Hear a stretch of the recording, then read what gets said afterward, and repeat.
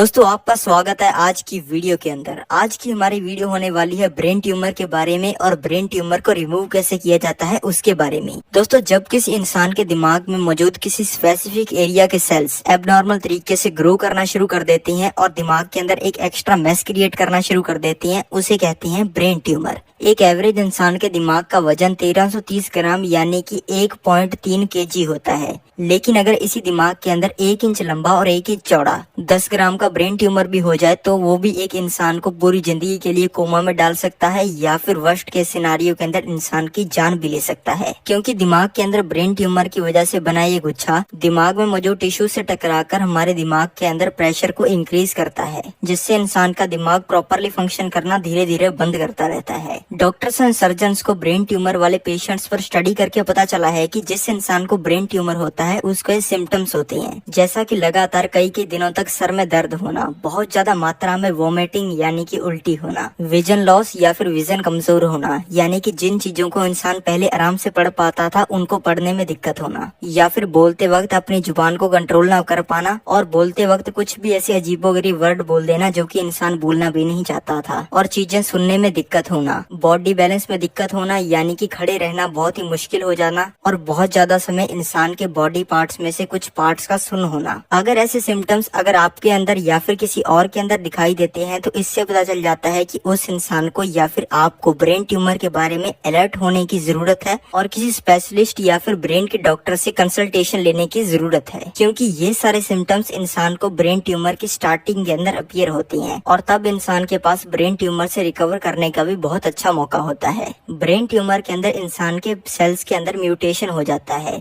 जिससे इंसान के दिमाग के सेल्स रैंडम पैटर्न के अंदर एबनॉर्मली ग्रो करना शुरू कर देते हैं। इसके बहुत सारे कॉजेज हो सकती हैं, जैसे कि कुछ लोग हाई रेडिएशन जॉब्स करते हैं जैसा कि flight attendants, x ray machine operators, baggage services, military या फिर माइन वर्कर्स। इन लोगों की जॉब्स के अंदर इनका बहुत ज्यादा कनेक्शन रहता है अल्ट्रावायलेट रेज और एक्सरेज के साथ। जैसे एक्सरेज और अल्ट्रावायलेट रेज इनकी बॉडी के साथ सारा दिन टकराती रहती हैं, जिससे इन लोगों के सेल्स के अंदर म्यूटेशन हो जाता है और सेल्स एबनॉर्मल तरीके से ग्रो करना शुरू कर देते हैं। दूसरा होता है जेनेटिक डिसऑर्डर। इसके अंदर लोगों को अपनी फैमिली से यानी कि मम्मी पापा, दादा दादी, इनके जीन से लोगों को ब्रेन ट्यूमर हो जाता है। इसके अलावा कुछ बैक्टीरिया या फिर वायरल इन्फेक्शंस भी ब्रेन ट्यूमर कॉज कर सकती हैं, और किसी दवाई का इन्फेक्शन या फिर स्ट्रॉन्ग केमिकल्स के साथ इंसान का कनेक्शन भी ब्रेन ट्यूमर कॉज कर सकता है। वैसे तो ब्रेन ट्यूमर मेल्स और फीमेल्स दोनों के अंदर होता है, पर डॉक्टर्स के द्वारा और साइंटिस्ट के द्वारा की गई स्टडीज में ज्यादातर पता चला है कि ब्रेन ट्यूमर के पेशेंट्स मेल्स ही होते हैं, क्योंकि ज्यादातर मेल्स घर से बाहर निकलकर काम करते हैं, जिसकी वजह से उनके शरीर के साथ हाई अल्ट्रावायलेट रेज का कनेक्शन होता है और मेल्स की बॉडी ब्रेन ट्यूमर को ज्यादा अडेप्ट भी करती है। अब जानते हैं कि ब्रेन ट्यूमर को कैसे रिमूव किया जाता है। ब्रेन ट्यूमर को निकालने के लिए की जाने वाली सर्जरी को क्रेनियोटॉमी कहा जाता है। क्रेनियोटॉमी को इंसान को बिना बेहोश किए ही किया जाता है, क्योंकि अगर ऐसा ना करें तो सर्जरी के टाइम इंसान का ब्रेन ट्यूमर इंसान के नॉर्मल सेल्स के ऊपर प्रेशर बहुत ज्यादा डालेगा, जिससे इंसान के ब्रेन के दूसरे सेल्स भी मरना शुरू हो जाएंगे और अल्टीमेटली इंसान की डेथ हो जाएगी। इसलिए सर्जरी से पहले इंसान को एनेस्थीसिया और भी बहुत सारी चीजें दी जाती हैं, जिससे इंसान को कुछ भी समझ ना आए, दर्द ना महसूस हो, लेकिन इंसान बेहोश ना हो। इस सर्जरी को कैसे परफॉर्म किया जाता है चलो जानते हैं। इस सर्जरी के लिए सबसे पहले इंसान के सर के पीछे कट लगाया जाता है। यह वेरी कर सकता है कि इंसान के दिमाग के अंदर ब्रेन ट्यूमर कहाँ पर है। अगर किसी और जगह पे है तो उस जगह पे कट लगाया जाएगा। फिर ऐसा करने के बाद इंसान की जब स्किन दिखने लगती है तब इस स्किन को साइड में कर दिया जाता है, और फिर ओपनर्स की मदद से इस होल को बड़ा करके हमारी हड्डी के ऊपर मौजूद जो पील होती है उसको निकाल दिया जाता है। फिर सर्जन्स के द्वारा मैनुअली हाथों से 4.5 mm से लेकर 7.5 mm की एक स्पेशल ड्रिल होलर मशीन लाई जाती है।